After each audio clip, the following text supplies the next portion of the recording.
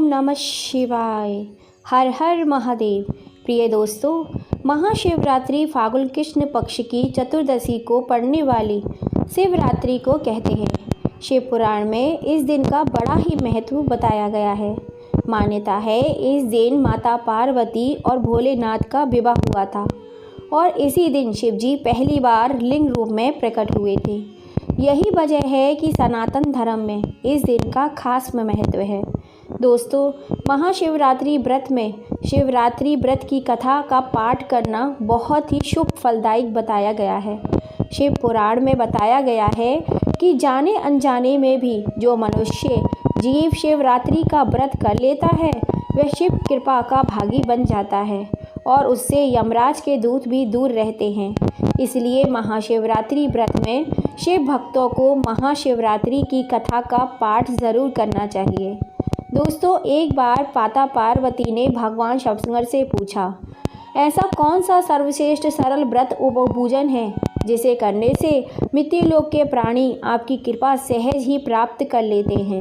तब शिवजी ने कहा, हे पार्वती, मैं तुम्हें एक पौराणिक कथा सुनाता हूँ। इस कथा के माध्यम से तुम्हें तुम्हारे सारे प्रश्नों के उत्तर मिल जाएंगे, लेकिन तुम इस कथा को बहुत ही ध्यानपूर्वक सुनना। तब पार्वती बोली, हे प्राणनाथ, कथा सुनाना आरंभ करिए, मैं कथा को बहुत ही ध्यानपूर्वक सुनूंगी। तब शिवजी कहते हैं, हे पार्वती, एक गांव में एक शिकारी रहता था। पशुओं की हत्या करके वह अपने कुटुंब को पालन करता था। वह एक साहूकार का ऋणी था, लेकिन उसका ऋण समय पर ना चुका सका। क्रोधवश साहूकार ने शिकारी को शिव मठ में बंद कर दिया। संयोग से उस दिन शिवरात्रि थी। शिकारी ध्यानमग्न होकर शिव संबंधी धार्मिक बातें सुनता रहा। चतुर्दशी को उसने शिवरात्रि व्रत की कथा सुनी। शाम होते ही साहूकार ने उसे अपने पास बुलाया और ऋण चुकाने के विषय में बात की। शिकारी अगले दिन सारा ऋण लौटा देने का वचन देकर बंधन से छूट गया। अपनी दिनचर्या की भांति वह जंगल में शिकार के लिए निकल गया, लेकिन दिन भर बंदी गृह में रहने के कारण भूख प्यास से व्याकुल था। शिकार खोजता हुआ वह बहुत दूर निकल गया। जब अंधकार हो गया तो उसने विचार किया, रात जंगल में ही बितानी पड़ेगी। वह वन के एक तालाब के किनारे एक बेल के पेड़ पर चढ़कर रात बिताने का इंतजार करने लगा। उस बेल वृक्ष के नीचे शिवलिंग थे जो बेल पत्रों से ढके हुए थे। शिकारी को उसका पता न चला। पड़ाव बनाते समय उसने जो टहनियाँ तोड़ी वे संयोग से शिवलिंग पर गिरती चली गईं। इस प्रकार दिन भर भूखे प्यासे शिकारी का व्रत भी हो गया और शिवलिंग पर बेलपत्र भी चढ़ गए। एक पहर रात्रि बीत जाने पर एक गर्भवती हिरनी तालाब पर पानी पीने पहुंची। शिकारी ने धनुष पर तीर चढ़ाकर यूं ही प्रदक्षिणा खींची। हिरनी बोली, मैं गर्भवती हूँ, शीघ्र ही प्रसव करूँगी। तुम एक साथ दो जीवों की हत्या करोगे तो ठीक नहीं है। मैं बच्चे को जन्म देकर शीघ्र ही तुम्हारे समक्ष प्रस्तुत हो जाऊंगी, तब मान लेना। शिकारी ने प्रदक्षिणा ढीली की और हिरनी जंगली झाड़ियों में लुप्त हो गई। प्रदक्षिणा चढ़ाने तथा ढीली करने के वक्त कुछ बेलपत्र अनायास ही टूटकर शिवलिंग पर गिर गए। इस प्रकार उससे अनजाने में ही प्रथम पहर का पूजन भी संपन्न हो गया। कुछ ही देर के बाद एक और हिरनी उधर से निकली। शिकारी की प्रसन्नता का ठिकाना न रहा। समीप आने पर उसने धनुष पर बाण चढ़ाया। तब उसे देखकर हिरनी ने विनम्रता पूर्वक निवेदन किया, हे शिकारी, मैं थोड़ी देर पहले ऋतु से निवृत्त हुई हूँ। कामारुत विरहरिणी हूँ, अपने प्रिय की खोज में भटक रही हूँ। मैं अपने पति से मिलकर शीघ्र ही तुम्हारे पास आ जाऊंगी। शिकारी ने उसे भी जाने दिया। 2 बार शिकार खोकर उसका माथा ठनका। अब वह चिंता में पड़ गया। रात्रि का आखिरी पहर बीत रहा था। इस बार भी धनुष से लगकर कुछ बेलपत्र शिवलिंग पर जा गिरे तथा दूसरे पहर की पूजन भी संपन्न हो गई।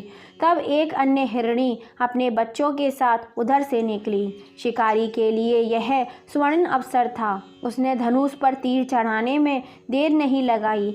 वह तीर छोड़ने ही वाला था कि हिरनी बोली, हे शिकारी, मैं इन बच्चों को उनके पिता के हवाले करके लौट आऊँगी। इस समय मुझे मत मारो। शिकारी हंसा और बोला, सामने आए शिकार को छोड़ दूं? मैं ऐसा मूर्ख नहीं हूँ। इससे पहले मैं 2 बार अपना शिकार खो चुका हूँ। मेरे बच्चे भूख प्यास से व्याकुल हो रहे होंगे। उत्तर में हिरनी ने फिर कहा, जैसे तुम्हें अब तुम्हारे बच्चों की ममता सता रही है, ठीक वैसे ही मुझे भी। हे शिकारी, मेरा विश्वास करो, मैं इन्हें इनके पिता के पास छोड़कर तुरंत लौटने की प्रतिज्ञा करती हूँ। हिरनी का दिन स्वर सुनकर शिकारी को उस पर दया आ गई। उसने उस मृगी को भी जाने दिया। शिकार के अभाव में तथा भूख प्यास से व्याकुल शिकारी अनजाने में ही बेलपत्र पर बैठा बेलपत्र तोड़ तोड़ कर नीचे फेंकता जा रहा था। जो फटने को हुई थी, एक हुष्ट पुष्ट मृगी उसी रास्ते पर आया। शिकारी ने सोच लिया कि इसका शिकार वह अवश्य ही करेगा।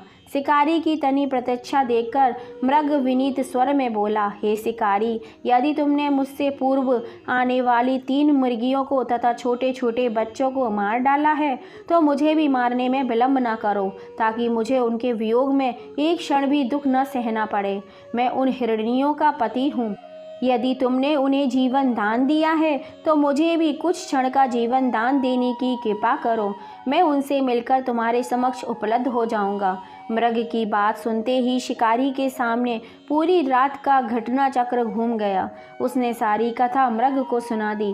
तब मृग ने कहा, मेरी तीनों पत्नियां जिस प्रकार प्रतिज्ञाबद्ध होकर गई हैं, मेरी मृत्यु से अपने धर्म का पालन नहीं कर पाएंगी।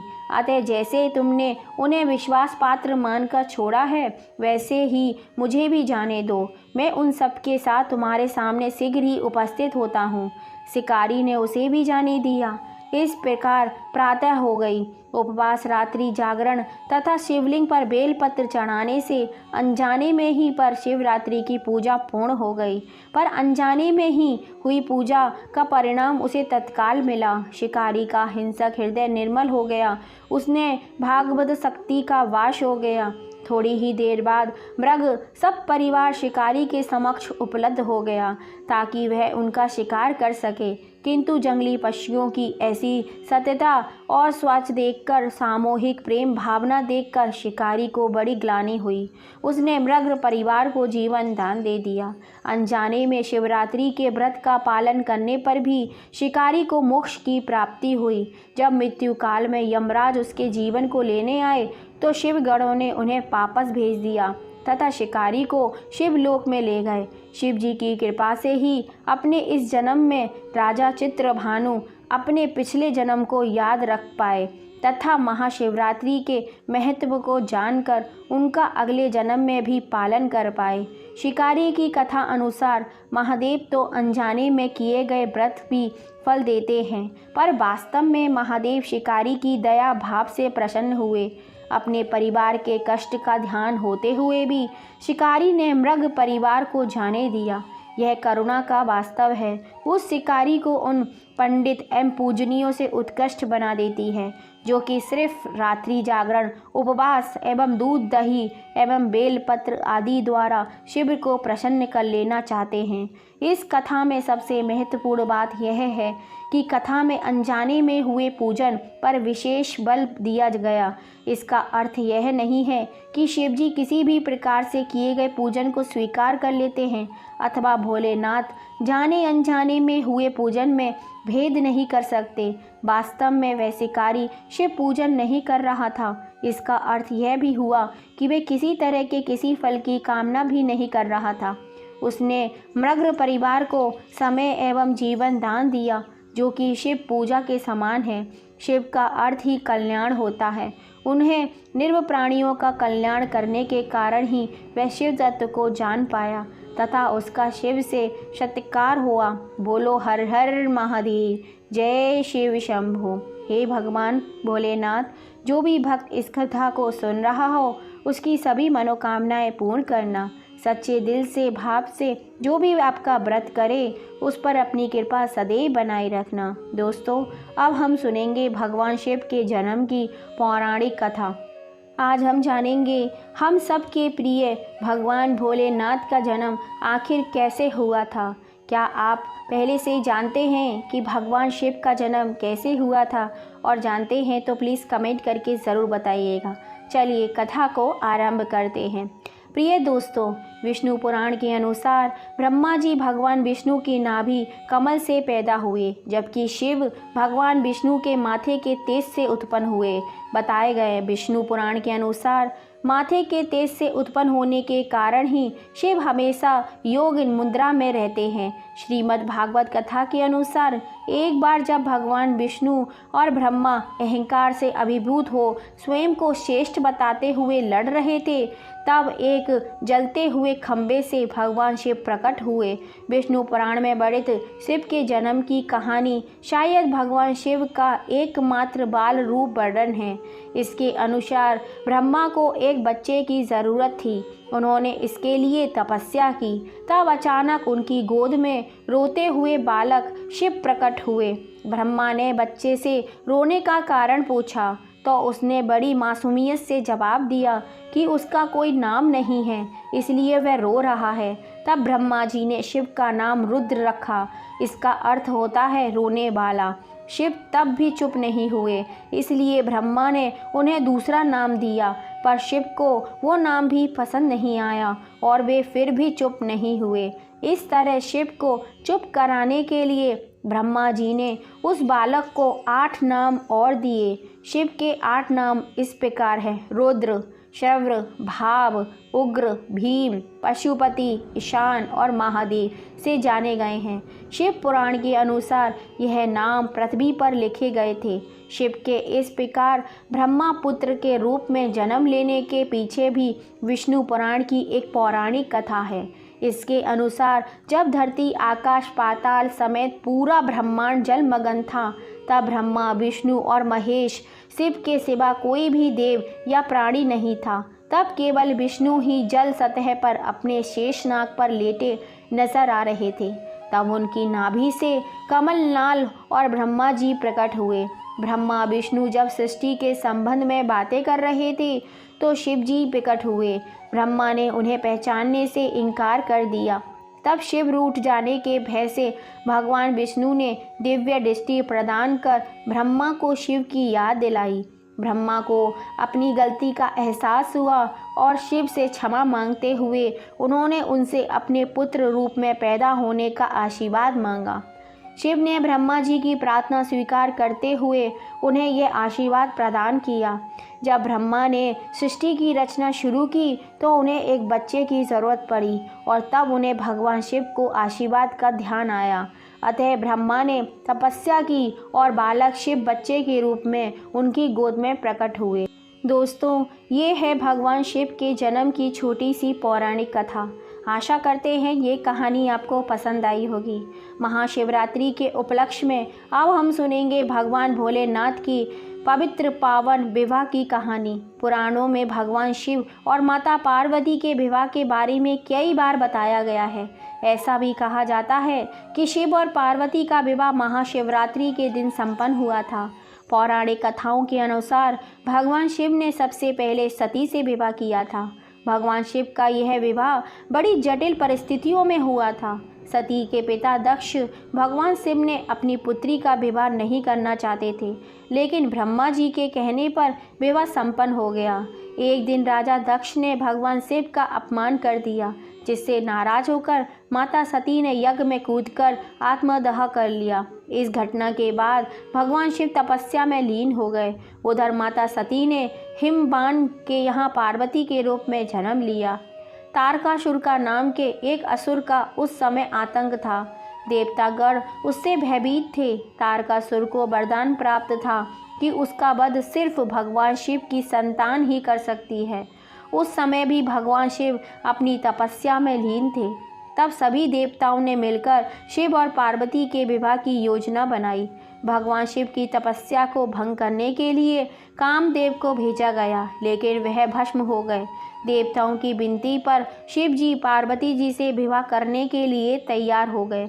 जब विवाह में शिव जी बारात लेकर पार्वती जी के यहाँ पहुँचे, कहते हैं कि शिव जी की बारात में हर तरह के लोग गण, देवता, दानव, दैत्यादि कई थे। शिव पशुपति हैं, मतलब कि सभी जीवों के देवता भी हैं, तो सारे जानवर, कीड़े मकोड़े और सारे जीव उनकी शादी में उपस्थित हुए।